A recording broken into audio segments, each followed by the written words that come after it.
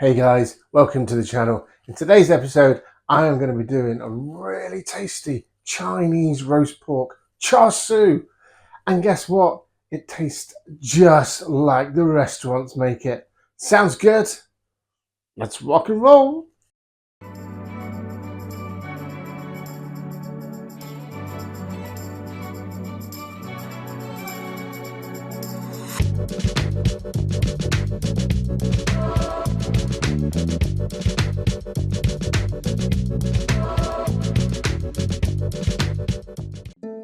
Right, so starting off with the ingredients then, you're going to need a tablespoon of garlic salt. A little bit difficult to source in the UK. This particular brand is from Sainsbury's, but I dare say you could probably find it on Amazon. Right, following that, we have 4 tablespoons of brown sugar. Vitally important, the brown sugar.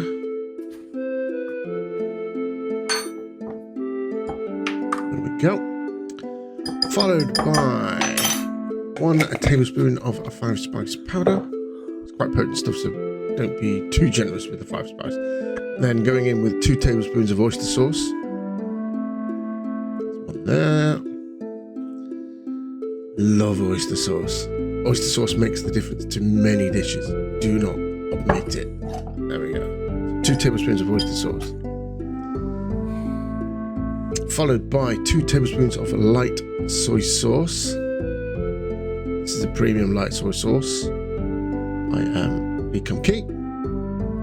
Again, don't skimp on the detail. You can use a cheaper one, but you're not going to get the same results. 1 tablespoon of hoisin sauce. Once again, this is a tin of those in a jar. It's a tin of Icobaccas hoisin sauce. Prefer tins over jars, by the way. And then going in with 1 tablespoon of shaoxing wine. You can omit this. If you don't have shaoxing or you can't get hold of it, then sherry will do. We need then 1 cube of red fermented bean curd. Again, another Chinese shop speciality. And then maybe a little bit of the juice from that jar. That will add to help the colour.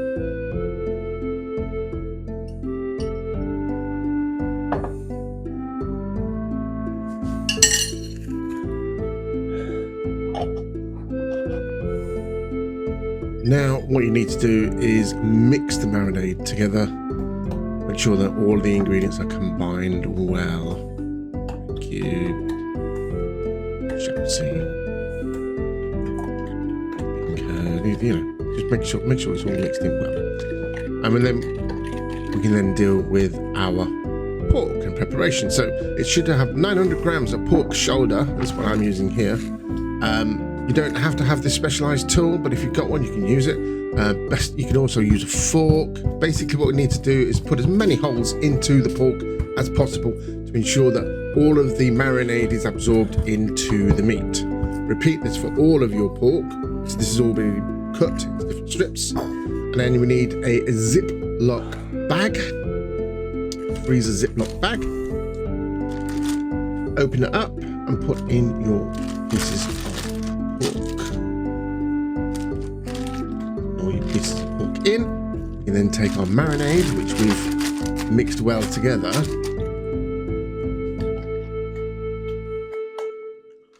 So make sure it's all well mixed, and then pour that mixture into the bag.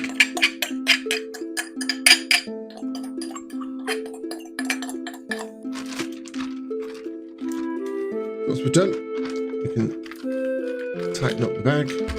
Make sure you take every bit of air out. Well, not every bit. You're not going to take every bit of air out. Make sure you take the air out as best as you can.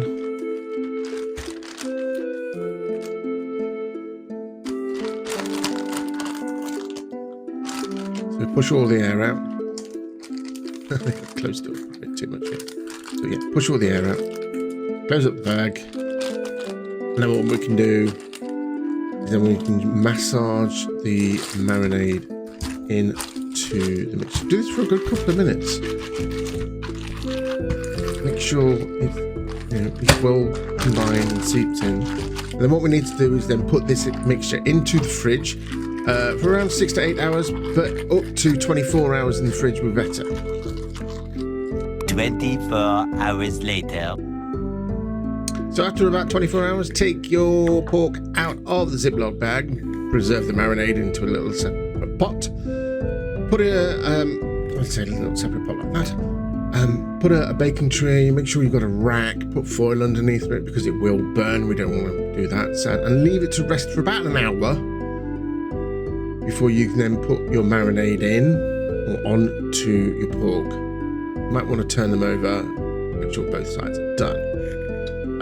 To this then we're going to add, oh yeah, I forgot to say, preheat your oven to about 200 degrees Celsius, and then add some water to the bottom of your tray. So it, again, helps with prevents burning and captures all of the stuff. So put that into the oven for the first 15 minutes and then again take it out, baste both sides with the pork marinade. Then we want to cook it for another 15 minutes. And again, baste both sides with the pork marinade. Me turning it over.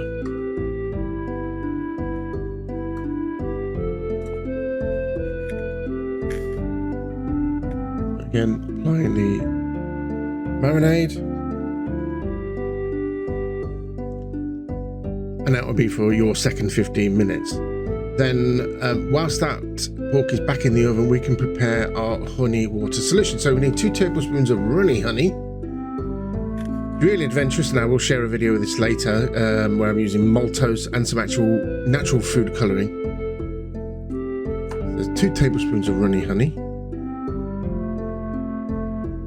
Maltose just gives it that really authentic taste and texture. Quite different. And then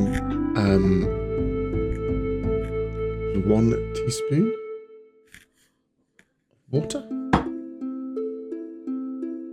Or is it 2? 2 teaspoons of water. There we go. Forgetting my own recipe.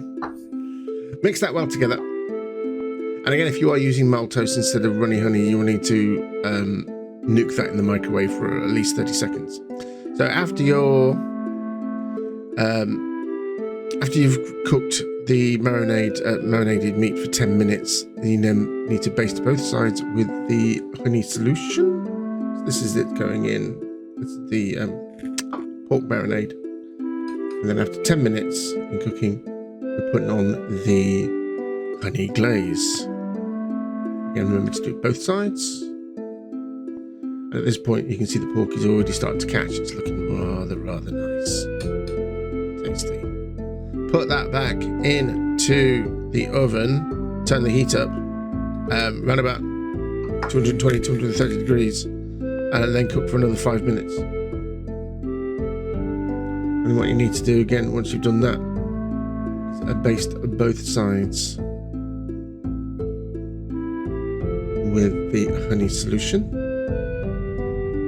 That's the first side.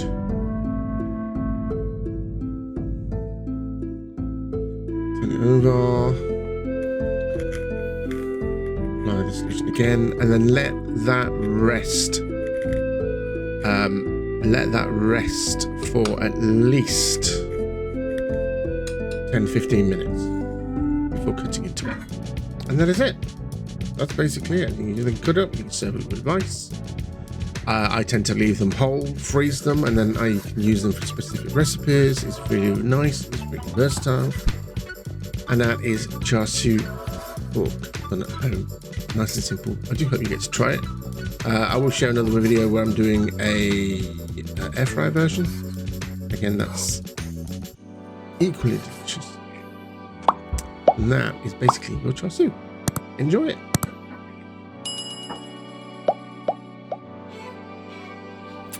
Yep, and that is it for today's video. So if you did enjoy that, do remember to like and subscribe, and always remember to share. I have been Icobacca. Until next time, keep walking and rolling. Bye!